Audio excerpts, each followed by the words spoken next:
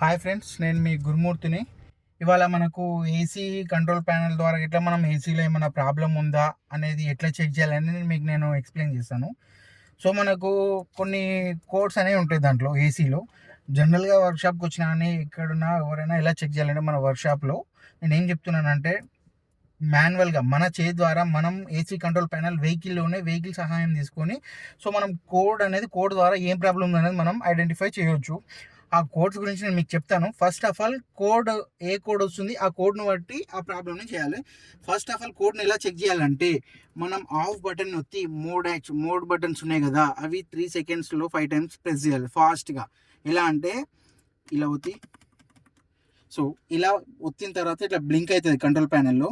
తర్వాత 00 వచ్చిందంటే no code అంటే గుడ్ కండిషన్లో ఉన్నట్టు.